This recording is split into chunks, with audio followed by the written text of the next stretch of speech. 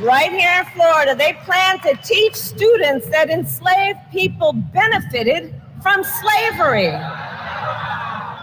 They insult us in an attempt to gaslight us, and now they attempt to legitimize these unnecessary debates with a proposal that most recently came in of a politically motivated roundtable.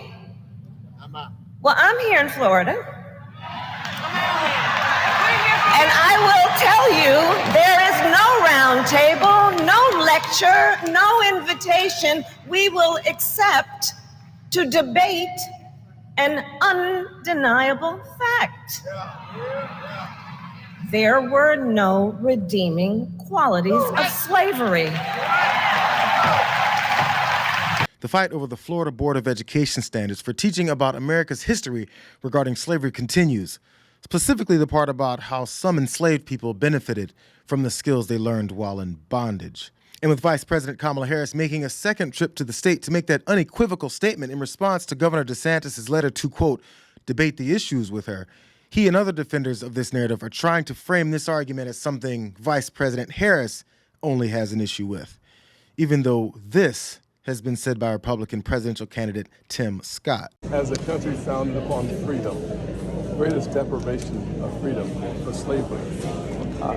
There's no silver lining in freedom, in slavery. The truth is that anything you can learn, that any benefits that people suggest you had during slavery, you would have had as a free person. What slavery was really about separating families, about mutilating humans, and even raping their wives. It was just devastating. So I would hope that every person in our country, and certainly running for president, would appreciate that. And listen, people have bad days. Sometimes they regret what they say, and we should ask them again to clarify their positions. DeSantis responded by dismissing Scott and linking him to VP Harris, because attaching a dissenting black Republican to Boogeyman Harris always gets racist on your side. What do you think about what Tim Scott said? You know, I think part of the reason our country has struggled is because D.C. Republicans all too often accept false narratives, accept lies that are perpetrated by the left, and to accept the lie that Kamala Harris has been perpetrating even when that has been debunked. That's not the way you do it. The way you do it, the way you lead, is to fight back against the lies, is to speak the truth. So I'm here defending my state of Florida against false accusations and against lies. But then prominent Republican Byron Donalds chimed in with this extremely mild rebuttal. Slavery was terrible in our country. It was terrible for black people coming to America, and it was just flat out wrong. No doubt about that. To me, yes, that section needs some adjustments. The talking point narrative around it, yeah, it sounds awful. Like, nobody should be accepting of that.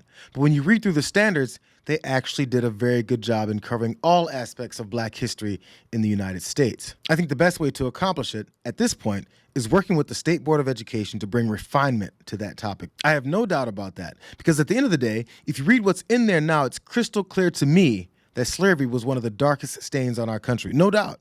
There's no way to get around that. Extremely mild. So, of course, despite Byron largely agreeing with him, DeSantis' rapid response director rapidly responded by predictably linking Donalds to Vice President Harris, too. By tweeting this in response to Byron Donalds' tweet. Did Kamala Harris write this tweet? Oddly, continued to insult two of only several black Republicans in the legislature by lazily connecting them to the black Democratic vice president didn't get them to fall in line. Maybe they're beginning to realize that these Republicans see all black folks as the same once they feel they've stepped out of line. It's almost as if they're only used to talking at their black colleagues and not to them.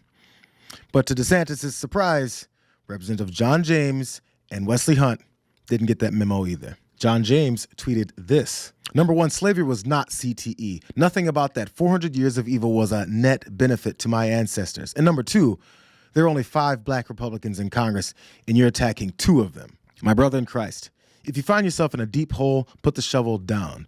You're now so far from the party of Lincoln that your education board is rewriting history, and you're personally attacking conservatives like Tim Scott and Byron Donalds on the topic of slavery.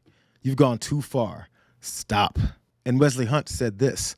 As the direct descendant of a slave, I have a hard time understanding Governor DeSantis' position that transferable skills learned in bondage are somehow a net benefit. If Ron DeSantis spent more time doing the job the people of Florida elected him to do and less time on his failing presidential campaign, perhaps Florida's curriculum on slavery would more accurately reflect the pain and heartbreak experienced by millions who suffered through the original sin. The evil and unpopular Kamala Harris narrative the Republicans have successfully utilized to blankly demean and dismiss any and everything she says might have finally run into its first brick wall with black conservatives in office.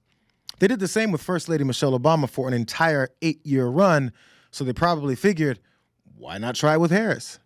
But I guess they didn't expect to see Senator Tim Scott, Representative James Hunt, and Donalds to finally look around and notice this one thing. But if I have an issue with one sentence, I'm allowed to have that.